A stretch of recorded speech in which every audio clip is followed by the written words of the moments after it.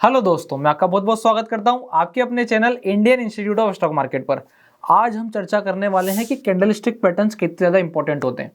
बोले इंपॉर्टेंट होते हैं, अगर होते हैं तो कहाँ इस्तेमाल करे जाते हैं, कैसे उनको देखा जाता है, कैसे सोचा जाता है। अगर मेरे को किसी भी स्टॉक का एनालिसिस करना है तो चार्ट पैटर्न काम में आएंगे, कैंडल पैटर्न काम में आएंगे। तो ध्यान से देखना, सबसे पहले आता है कैंडल पैटर्न। कैंडल पैटर्न पूरा पूरा सिनेरियो बना लेता है तो वहां पे जाके क्या बनता है, चार्ट पैटर्न। तो पहली प्रायोरिटी क्या गई कि कैंडल्स मेरे लिए सबसे ज्यादा इंपॉर्टेंट होते हैं, क्योंकि किसी भी रैली की शुरुआत होती है वो कहां से होती है, हमेशा कैंडल से होती है।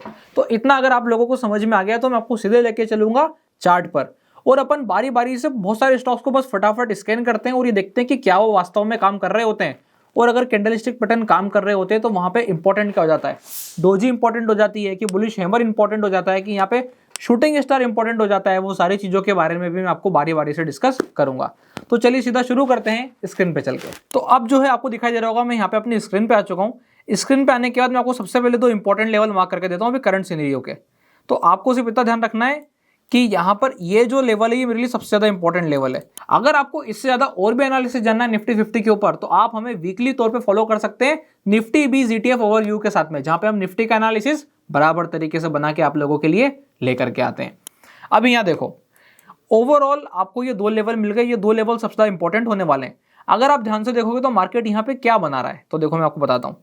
सबसे पहले जो मार्केट ने बनाया है इसे हम कहते हैं स्पिन टॉप। ये long legged spin top candle है, क्योंकि यहाँ पे तेजी मद्दी दोनों तरफ से बराबर हुई और बीच में एक छोटी बॉडी बनी है। क्योंकि वो ग्रीन साइड पे बनी है तो ये क्या इंडिकेट करते हैं कि यहाँ पे थोड़ा सा क्या है, बायर ज्यादा है। बस इतना ध्यान रख के चलना है आपको, थोड़ा सा बायर यहाँ पे ज्यादा मौजूद है। बोले क्लियर है।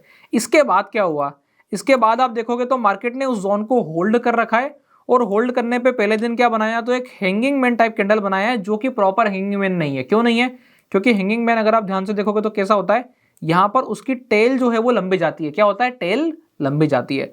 तो यहाँ पे टेल लंबी नहीं बनी है, क्या इंडिकेट करता है, ये भी एक नॉर्मल डोजी कैंडल है, या आप इनको क्या बोल सकते हो, इजी वे में स्पिन टॉप कैंडल्स बोल सकते हो। तो यहाँ पर क्या हो रहा है, एक स्पिन टॉप बन रहा है, दूसरा स्पिन टॉप बन रहा है, यानी क्या इंडिकेट कर रहा है, इनिशियल मोमेंटम को ट्रिगर कर रहा है। क्या होता है, जब मार्केट ऐसे मूव करता है फिर बीच में ऐसे इनडिसाइसिव कैंडल्स बनते हैं।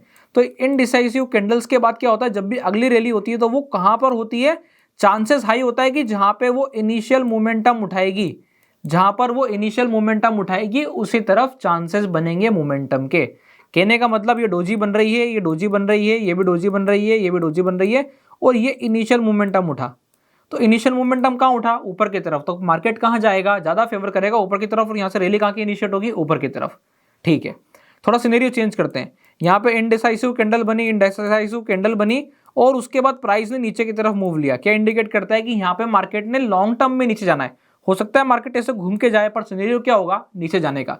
क्योंकि जितने भी बुल्स और बियर्स के बीच में फाइट हो रहे थे वो सारे क्या इंडिकेट कर रहे थे कि यहाँ पे सिनेरियो उस वाली तरफ शिफ्ट हो जाएगा जिस वाली तरफ पल्ला भारी होगा, और जो इनिशियली मोमेंटम को ग्रैब करेगा वही मार्केट को ड्रैग करेगा। फिर से रिपीट करता हूं, जो इनिशियली मोमेंटम को ग्रैब करेगा वही मार्केट को ड्रैग करेगा। तो यहां पे आप ध्यान से देखोगे कि यहां पर नीचे की तरफ अगर ड्रैग आया है तो फिर नीचे की तरफ ही मोमेंटम शिफ्ट आया है, और बाद में मार्केट नीचे की तरफ ही जाएगा। अगर यहां पर ऐसा सिनेरियो बनाए मार्केट ने, अगर इनिशियल मोमेंटम ऊपर की तरफ लिया है तो फर्दर भी मार्केट कहां जाएगा, ऊपर जाएगा, भले ही वो ऐसे घूम करके जाता है। तो यहाँ पे क्या सिनेरियो बना है, यहाँ पे भी पहली बार डोजी बनना शुरू हुई है, और अगर यहाँ से मोमेंटम ऊपर की तरफ आया है तो भले ही मार्केट ऐसे घूम के जाए, वो कहाँ चलेगा, ऊपर की तरफ चलेगा। ये तो नॉर्मल हमने निफ्टी का एनालिसिस कर लिया है। थोड़ा सा सिनेरियो चेंज करते हैं और स्टॉक्स पे आते हैं कि कैंडल स्टिक कितने ज्यादा इंपॉर्टेंट है, इसको तो समझ लेते हैं। तो देखो शुरू करते हैं। अभी यहाँ पे मैंने पूरे स्टॉक्स की एक लिस्ट बना रखी है। इस लिस्ट के हिसाब से आप डिफरेंट पॉइंट ऑफ टाइम पे डिफरेंट एनालिसिस कर सकते हो। तो मैंने क्या कर रखा है, मैंने स्टॉक ओपन कर लिया, सपोज अशोक लेलैंड। अभी अशोक लेलैंड पे मुझे किस चीज का ध्यान रखना है, देखो यहां पर क्या हुआ है, अगर आप ध्यान से देखोगे तो मार्केट में सीरीज ऑफ डोजी बनी है, जो कि मैं आपसे बात कर रहा था। Spin top, spin top, spin top, spin top, spin top, spin top, done. नीचे की साइड में ब्रेकडाउन, जिस साइड मोमेंटम इनिशिएट करेगा उसी साइड फर्दर ड्रैग करेगा। तो यहाँ पे क्या चांसेस बनते हैं, क्या नीचे जाने के चांसेस बनते हैं, जी हाँ बिल्कुल बनते हैं। कहां तक बनते हैं, अब देखो चार्ट को थोड़ा सा पीछे एनालिसिस करता हूं। एक लो मुझे ये नजर आता है, यानी कि ये मेरे लिए एक ऑर्डर ब्लॉक की तरह काम कर रहा होगा। मतलब इस वक्त अभी हाल जहां मार्केट होगा, यहां पर ये वाला जो जोन होगा ये एक बुलिश जोन होगा, यानी यहां पर बायर्स भी होंगे। क्या उन बायर्स को यहां पे इन सेलर्स ने टक्कर दी है, हाँ बिल्कुल दी है। जिस हिसाब से क्लोजिंग आई है क्या इंडिकेट करता है कि फर्दर मोमेंटम नीचे की तरफ पॉसिबल है। तो ये वाली चीज आपको क्लियर होनी चाहिए। अब एक और चीज देखो, थोड़ा सा इसी के नीचे यहाँ पे गैप आ जाता है, दिखाई दे रहा होगा सबको, तो इसको मैं एक बार क्लियर कर देता हूं और एक प्रॉपर तरीके से हम वो गैप को मार्क करते हैं। तो ये जो गैप है ये आपका फर्स्ट टारगेट मेरे हिसाब से बन के चलना चाहिए कि इस वाले गैप के अंदर में प्राइस एक बार आके टेस्ट करेगी। तो क्या सिनेरियो बन रहा है, जो भी ये स्टॉक है, ये स्टॉक क्या करने वाला है, ये स्टॉक यहां से नीचे की तरफ इतना जरूर मूव करने वाला है। किस बिहाफ पे हम एनालिसिस कर पा रहे हैं, इनिशियल इन डिसीजन के बाद जहां पे पहली बार डायरेक्शनल मूव होगा वहां पर जाकर के मार्केट एक बार मूव कर सकता है। तो आप उसी को फर्दर प्ले करने के लिए आ रहे हो। पहला टारगेट क्या बना के चल रहे हो, ओवरऑल जहां पर आपको पहला सपोर्ट नजर आता है वहां पे आपने पहला टारगेट बनाया है। दूसरा, क्या यहां से और नीचे नहीं जा सकता है, वो कैसे अज्यूम करेंगे, वो ऐसे अज्यूम करेंगे कि आपको जाके फिर निफ्टी को एनालिसिस करना पड़ेगा। निफ्टी क्या बोल रही है, बुलिश। इसके बाद इसके बाकी भाई बंधु क्या बोल रहे हैं, जैसे कि अशोक लेलैंड ने तो टाटा मोटर भी चेक करा, उसके बाद मैंने मारुति भी चेक कर लिया, इसके बाद मैंने जो है 2-3 स्टॉक और साथ साथ चेक कर लिया, महिंद्रा एंड महिंद्रा चेक कर लिया। जब ये सारी चीजों को मैंने एनालिसिस कर लिया और एक ओवरऑल एस्टिमेट निकाला, एक ओवरऑल व्यू निकाला, तो समझ में आया कि कुछ स्टॉक बुलिश है, कुछ स्टॉक बेयरिश है, तो ज्यादा मद्दी होने की संभावना नहीं है। ऐसे जो है मैं स्टॉक पर एनालिसिस करता हूं कैंडल की हेल्प से। अब एक और चीज दिखाता हूं, थोड़ा सा अगर यहां से मैं और आगे की तरफ बढ़ता हूं तो अपन चलते हैं दूसरे स्टॉक पे। अभी देखो मैं वोल्टास की बात करता हूं, तो आप लोगों को ट्रेंड लाइन वाले वीडियो याद होगी जिसमें मैंने ट्रेंड लाइन पे बताया था कि ये ट्रेंड लाइन का ब्रेकआउट होने की तैयारी है, और जैसे ब्रेकआउट होकर थोड़ा सा ऊपर मूव होगा, यहाँ पे क्या होगा, चांस ऊपर की तरफ बनने वाली है, तेजी ऊपर की तरफ आने वाली है। तो मेरा मानना है यहाँ पे हूबहू आपको वो वाली चीज होती नजर भी आई होगी। आप ध्यान से देख सकते हो आज के दिन वोल्टास ने क्या किया है, वही मोमेंटम किया है जो कि हम एक्सपेक्ट करके चल रहे थे कि जैसे ही यहाँ पे ब्रेकआउट होगा ये वाला मोमेंटम आएगा। अभी कुछ और स्टॉक का एनालिसिस कर लेते हैं फटाफट से, जो हमने थ्योरी बिल्ड करी उसके अकॉर्डिंग। इन डिसीजन के बाद मोमेंटम, तो देखो कैंडलस्टिक कैसे काम करते हैं। यहाँ पे एक और चीज देखो आप, अगर बहुत ही बेसिक प्रिंसिपल पे चले जाऊं तो ये क्या था, ये था बुलिश इंगल्फिंग। बुलिश इंगल्फिंग के बाद ट्रेंड लाइन का ब्रेकआउट, प्राइस ने ऊपर मूव करना था। क्या ये और फर्दर मूव करेगा, 7% इस वाले एरिया तक अभी हाल मूव करता नजर आता है। ये लाइन बनेगी जहां पे प्राइस मूव करेगी, और जो कि लगभग 1780 से 1800 के बीच में बैठता है। तो ये सारी चीजों को समझना बहुत ही ज्यादा जरूरी हो जाता है। अभी कैंडल काम करता है, आपको ऑटोमेटिक नजर आएंगे, आप ध्यान से देखो। मैं कोई पीछे का डाटा स्टडी नहीं कर रहा हूं, जो मार्केट में आज की तारीख में हुआ है उसके हिसाब से आगे का एनालिसिस करने का प्रयास कर रहा हूं। तो आप लोग भी ठीक इसी प्रकार से प्रैक्टिस कर सकते हैं। अब ये प्रैक्टिस को अपन अपने अंदर में कैसे बिल्ड करेंगे, तो देखो कल क्या होने वाला है का अंदाजा मुझे आज लगाने की प्रैक्टिस करनी पड़ेगी। रोज मुझे बैठना है 3:30 बजे के बाद, जब भी मेरे को स्पेयर टाइम मिलता है। हो सकता है किसी को 5 बजे मिलता हो, किसी को 8 बजे मिलता हो, किसी को रात को 10 बजे। उसने रोज आधे घंटे बैठना है, अपनी एक वॉच लिस्ट रेडी रखनी है। जैसे मेरे पास ये एक स्पेसिफिक वॉच लिस्ट है, मैं आपको शेयर करता हूं, आप देख सकते हैं।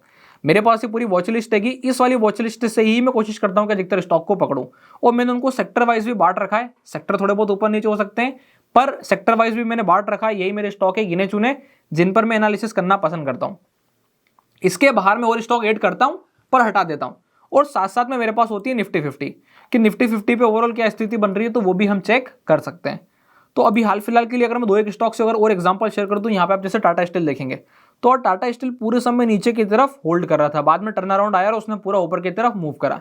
क्या मैं ये तेजी पकड़ सकता था, तो मेरे को यहां पकड़ने की आवश्यकता नहीं। मैं आपको यही समझा रहा हूं कि ये तेजी यहाँ की नहीं है, ये तेजी का करिश्मा यहां पर हुआ है।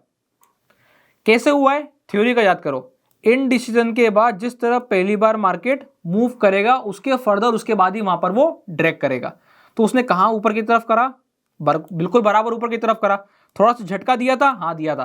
तो मार्केट एक बार इन डिसीजन बना लेगा, इन डिसीजन बनाने के बाद वो ऊपर की तरफ अगर मूव करता है तो भले ही वो नीचे आएगा पर वो चलेगा कहां, ऊपर।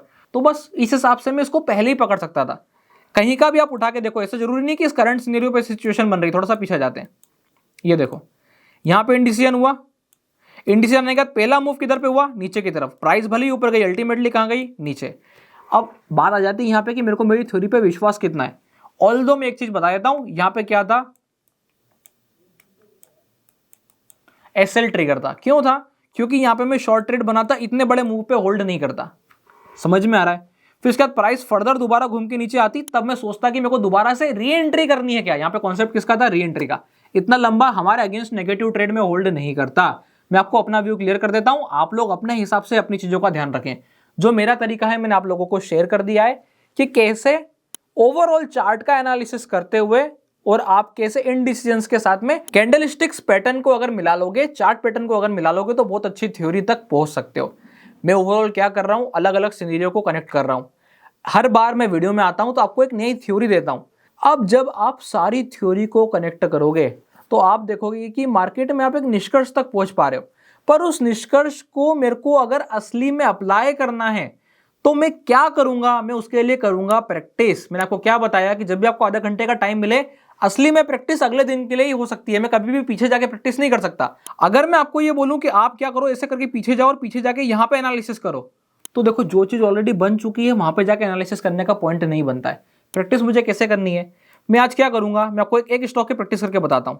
जैसे कि टाटा स्टील मूव कर चुका है, इसको खोला, ठीक है, यहां पे मुझे पॉइंट नजर आता है। क्या पॉइंट नजर आता है कि इस वाली जगह पे मेरे लिए ये वाला लेवल बहुत ज्यादा इंपॉर्टेंट है।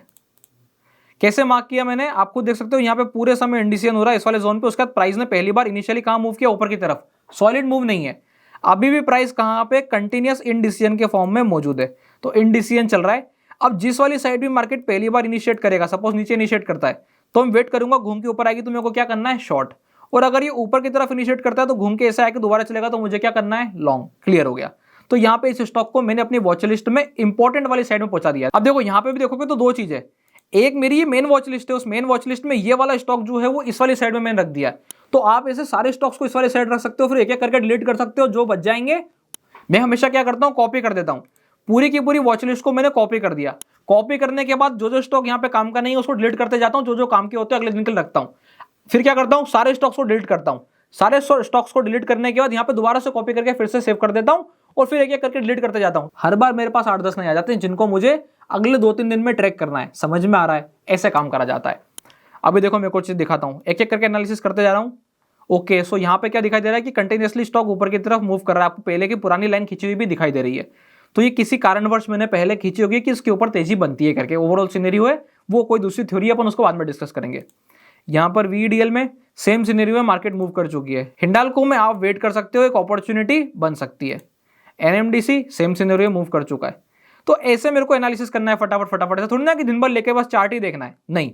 चलते मार्केट में ट्रेडिंग करना अलग सिनेरियो है। मार्केट बंद होने के बाद मेरे को थोड़ा फास्ट सोचना होता है। जैसे यहाँ पे अब मैं आता हूँ फार्मा पे, तो मैं क्या देख पा रहा हूँ, कुछ स्टॉक नेगेटिव साइड जा रहे हैं और कुछ स्टॉक पॉजिटिव साइड जा रहे हैं।